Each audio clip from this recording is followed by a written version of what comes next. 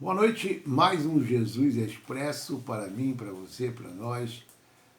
Com muita alegria, muita paz no coração, a paz que excede todo entendimento do nosso Deus que está em nós, que o Senhor me deu uma palavra hoje sobre o profeta Ezequiel. Ezequiel capítulo 37, versículo 1. Abra sua Bíblia, você que é bom de Bíblia, abra sua Bíblia. E abra no livro do profeta Ezequiel, capítulo 37, versículo 1. Não se esqueça de dar o seu joinha, clica lá no joinha, para que nós possamos ver que você está junto conosco nesta palavra, para ver a glória de Deus operar em sua vida. Bom, você pode também compartilhar esse vídeo, essa live, com um amigo, com um irmão, um parente, aquele que você sabe que precisa ouvir a palavra de Deus para que opere o poder de Deus nessa vida também, assim como já operou na sua, na minha, na nossa, para que nós possamos ver a glória de Deus se estabelecendo, a plenitude da vontade de Deus, para que o reino de Deus alcance também vidas preciosas para o Senhor. Diz assim, profeta Ezequiel, capítulo 37,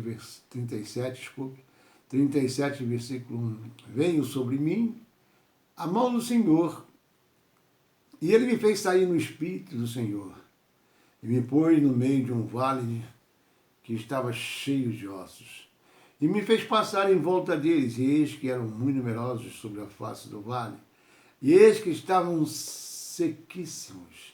E me disse, filho do homem, porventura viverão esses ossos? E eu disse, Senhor, tu sabes. Então me disse, profetiza sobre esses ossos, e diz-lhes, ossos secos, ouvi a palavra do Senhor. Assim, diz o Senhor, Deus a esses ossos, eis que farei entrar em vós um espírito e vivereis. E porei nervos sobre vós, e farei crescer carne sobre vós, e sobre vós estenderei pele, e porei em vós o Espírito, e vivereis, e sabereis que eu sou o Senhor. Então profetizei como me deu ordem, e houve um ruído enquanto eu profetizava, e eis que se fez um rebuliço, e os ossos chegaram cada um ao seu osso. E olhei, e eis que vieram nervos sobre eles, e cresceu carne, estendeu-se a pele sobre eles, por cima, mas não havia neles o Espírito.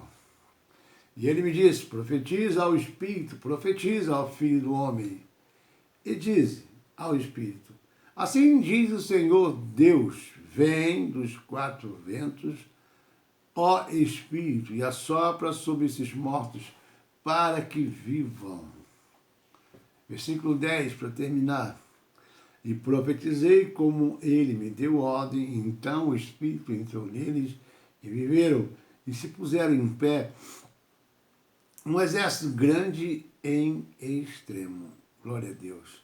Bom, aqui está a palavra. Esta palavra que vivifica, que transforma, que ressuscita, assim como fez com esses ossos secos. Pai, em nome de Jesus, que o Espírito de revelação, de conhecimento, de entendimento, de temor ao Senhor, venha sobre cada um que está agora comigo, Senhor, participando desta live. Senhor, com esse maná que está sendo servido, que vem direto do céu para cada um de nós. Amém? Deus está falando aqui sobre a restauração do seu povo de Deus. A crise desesperadora da nação não limita a ação divina.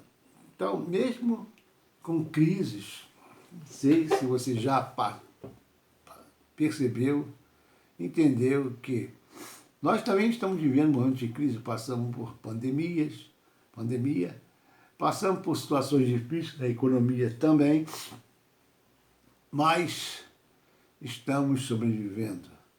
E mesmo em tempos de crise, isso não quer dizer que Deus não pode operar.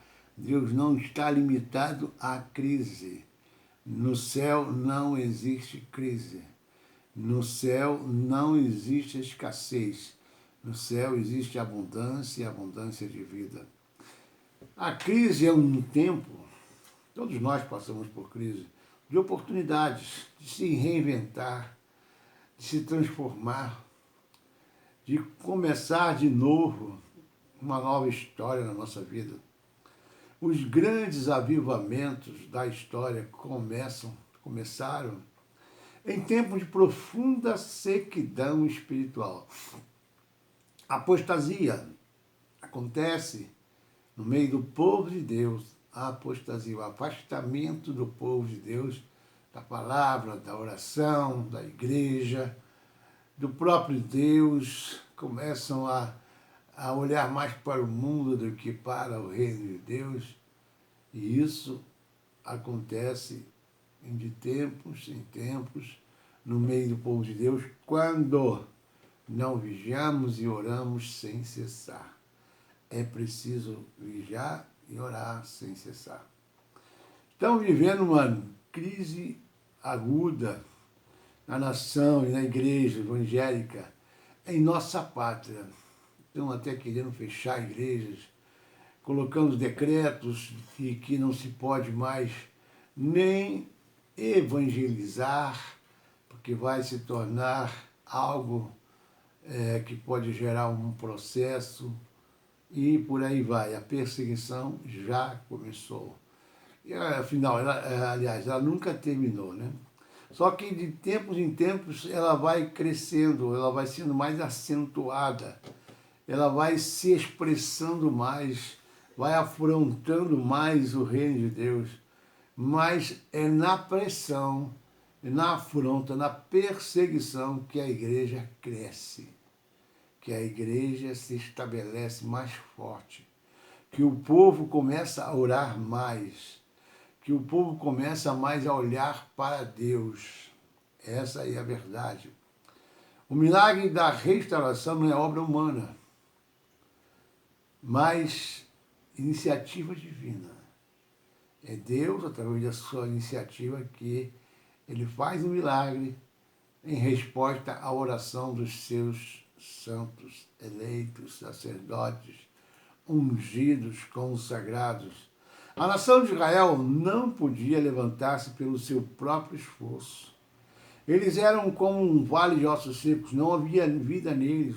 Ou Deus se manifestava ou estariam completamente perdidos. Ou seja, Deus tinha que entrar em ação, porque senão o povo estava totalmente perdido, sem direção, se afastando cada vez mais de Deus.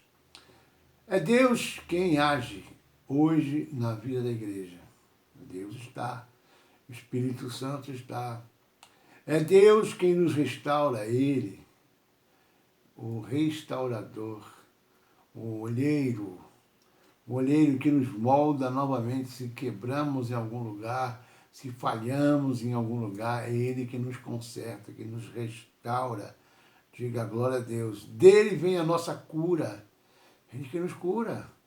Dele vem a nossa libertação, é Ele quem põe em pé o prostrado, é Ele que levanta aquele que está caído, fortalece aquele que está fraco, sustenta aquele, dá ânimo àquele que está desanimado. Oh, glória a Deus.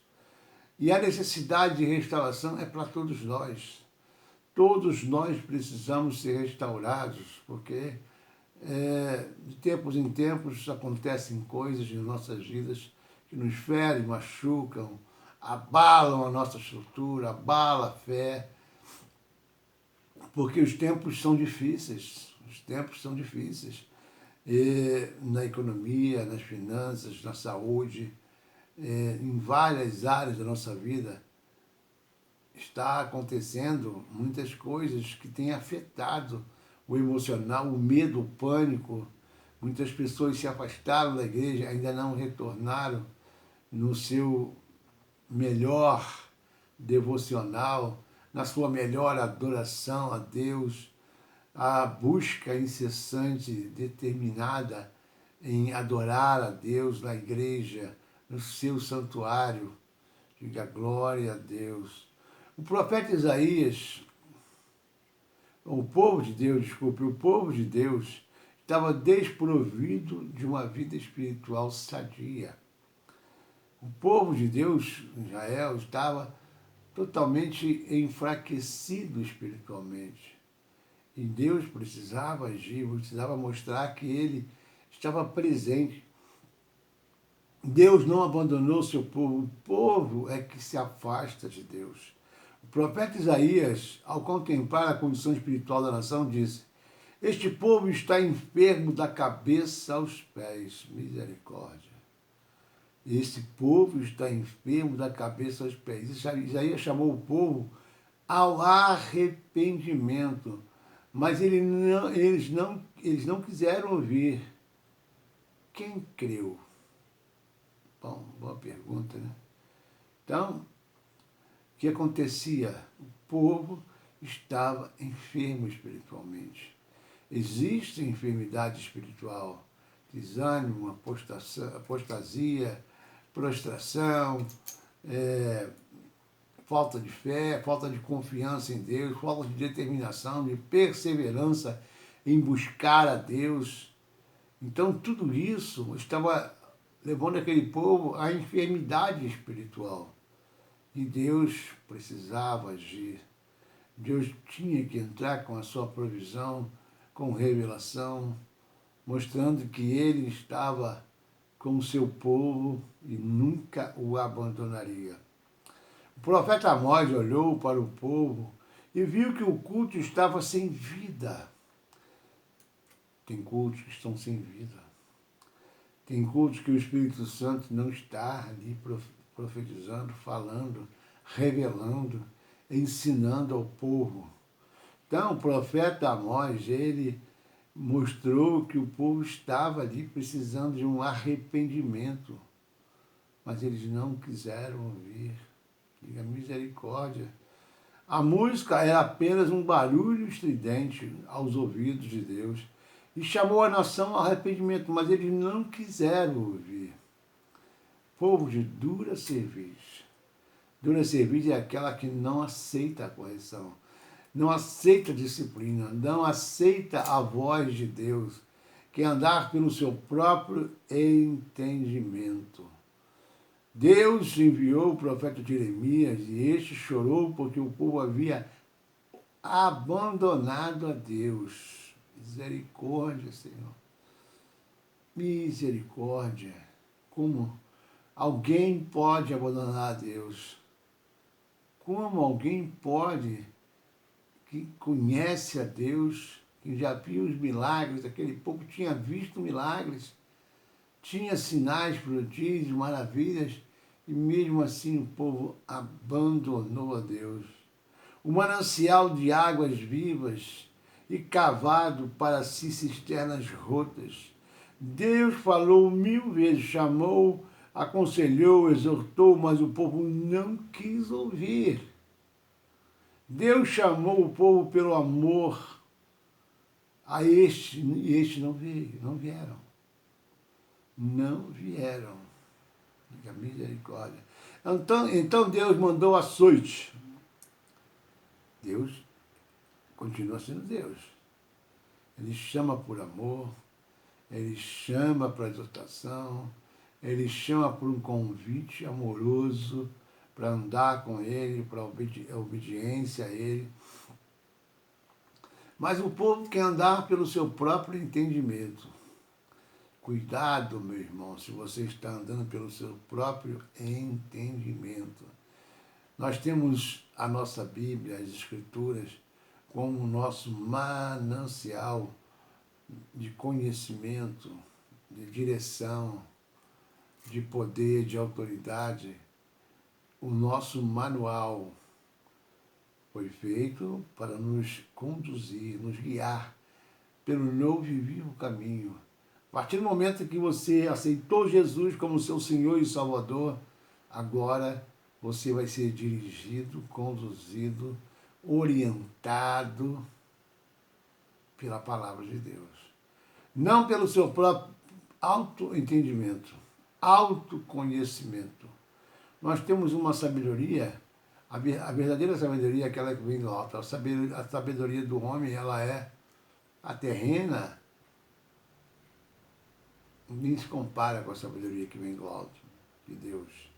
E é essa sabedoria que nós temos que chamar a Deus, pedir a Deus para que esteja em nós. Diga glória a Deus, glória a Deus. Agora Ezequiel vê o progresso do mal. O mal estava progredindo naquela ação do povo de Deus. Vê os resultados da desobediência, os frutos amargos da rebeldia. Agora não é apenas um povo doente, a enfermidade dá lugar à morte, e a morte, a desintegração orgânica. Agora estava ali um monte de ossos secos, sem vida, sem esperança. Era o retrato da desesperança, o retrato de um povo caído com a esperança morta. Por isso que Deus levou o profeta a um vale de ossos secos, porque aquilo ali era verdadeiramente o retrato da vida espiritual do povo de Deus. Diga misericórdia. Diga misericórdia. Era o retrato que estava acontecendo ali, e aquele povo continuava buscando a desobediência cada vez mais, desobedecendo. E o Deus que nós servimos, ele falou, olha, esse povo está completamente fora da minha presença, totalmente desagradando ao Deus. Deus é Deus, Deus continua sendo Deus, Deus não mudou, diga glória a Deus.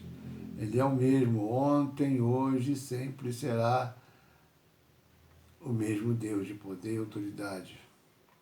Bom, então Deus toma iniciativa. Deus quer sempre mostrar que Ele está no comando, que Ele está no controle, que Ele não mudou, que Ele vai levar e conduzir o seu povo, o povo que ouvia a voz dEle e obedecer, a levar o seu povo à vitória, à conquista, às bênçãos. E é assim que Deus faz. Deus quer fazer muito mais ainda. Então, o povo estava desprovido de vida espiritual. Agora Ezequiel vê o progresso do mal, os resultados da desobediência, os frutos amargos de rebeldia. Agora não é apenas um povo doente, a enfermidade dá lugar à morte e à desintegração orgânica. Agora estava ali um monte de ossos secos, sem vida, sem esperança. Era o retrato da desesperança, o retrato de um povo caído, um povo doente, enfermo, com esperança morta. Versículo 11 fala assim, diz que os ossos secos eram todos da casa de Israel. Povo de Deus. Povo de Deus. Diga, o povo de Deus. Todos da casa de Israel. Diz que eles estavam em sepulturas existenciais. O povo de Deus estava disperso. Cada um queria fazer o que queria, não em obediência ao líder, ao sacerdote, aquilo que os profetas que falavam, que Deus falava através da boca deles, mas eles não o queriam ouvir. Não queriam ouvir, queriam andar em desobediência. Diga, misericórdia, Senhor. Havia falta de vida também, falta de comunhão, o pecado separa, divide, afasta as pessoas de Deus. Eles estavam não apenas sem vigor, sem força, sem determinação, sem saúde, mas também dispersos, separados completamente, cada um puxava para um lado, cada um andava pelos seus próprios caminhos. Na falta de comunhão, há brechas na comunhão, há muros que nos separam, feridas abertas nos relacionamentos distantes um dos outros, ou seja, cada um tinha o seu pensamento, ninguém podia invadir o pensamento, a vontade um do outro. Então nós não tinha comunhão, não existia união, não existia um só propósito, um só corpo, um só espírito. Era cada um para si, cada um fazia a sua própria vontade. O povo de Deus estava como um vale de ossos secos. Diz aqui que todos eram da casa de Israel. Esta era a condição de Israel. Israel vivia dessa maneira. Esta era a condição do povo de Deus, a situação de muitos crentes hoje, ausente de vida, de entusiasmo no prazer na casa de Deus, entusiasmo de ir à igreja, entusiasmo de ler a palavra de Deus, de confiança em Deus, de fé em Deus, prazer na oração. A vida abundante que Cristo oferece parece estar ausente. O poder do Espírito Santo parece ser algo desconhecido. Em muitas igrejas, o poder do Espírito Santo é algo que não se invoca, não se chama, não se tem, não se percebe. E muitos não conhecem. Muitos crentes estão dormindo, sono da morte espiritual. Outros estão imitando e amando o mundo. Outros estão flertando com o pecado. Misericórdia, Senhor. Outros estão apáticos às coisas de Deus. O povo de Deus mostrava sinais de morte. Outros deixavam o mundo entrar na igreja. Parecia que quem estava na igreja era igual que estava lá no mundo. Ou seja, é igual, não tinha diferença. A diferença é aquele que serve a Deus e aquele que não serve a Deus. O povo de Deus mostrava sinais de morte. Um morto não tem apetite, não tem fome. Uma pessoa morta espiritualmente não tem fome nem sede de Deus. Ele não tem prazer na leitura da Bíblia. O culto para ele é uma canseira, um enfado. Uma pessoa morta não sente saudade de Deus, não ama Deus, não busca em primeiro lugar o reino de Deus e a sua justiça. O que atrai... Suave dele. Saúde. Desculpe. O que atrai o povo para a igreja? É a presença de Deus. É a presença de Deus. Então, nós precisamos saber o que tem nos atraído à igreja. O que tem nos atraído à igreja é a presença de Deus, ou os amigos, ou só por causa de um louvor bonito. Não. O que tem que atrair a cada um de nós para a igreja é a presença de Deus. A vontade de estar com Deus, de adorar a Deus em espírito e em verdade, de ouvir as revelações de Deus, de ouvir a palavra, porque a fé vem pelo ouvir, e ouvir a palavra de Deus. O morto não tem ação, o morto não se levanta, não trabalha para Deus, não tem tempo para Deus. Diga misericórdia. O morto é onde a vida está absolutamente ausente. Não tem nada de vida. Um pingo de vida. O morto afasta as pessoas da igreja. Ele se deteriora. Israel já era como um morto, um monte de ossos sequíssimos.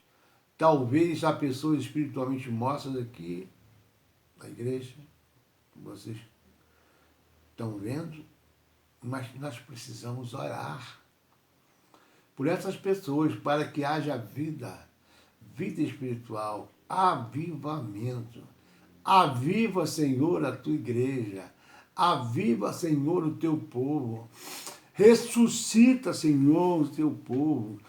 Ressuscita a vida espiritual do teu povo. Ressuscita a vida espiritual daqueles que estão morto, caído, abatido. Em nome de Jesus. É no nome santo de Jesus. O agente da restauração é o próprio Deus.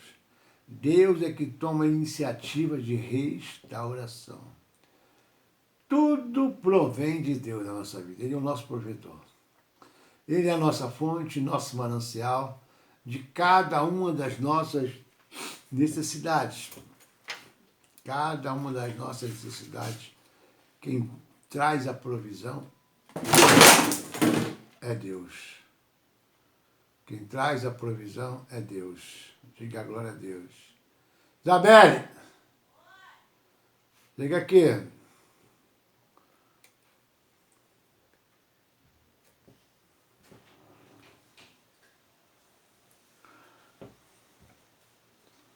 Não tô acreditando. Mas eu sei onde eu parei. Vamos lá. Desliga ali. A minha luz deve ter ido pro buraco, né? O quê?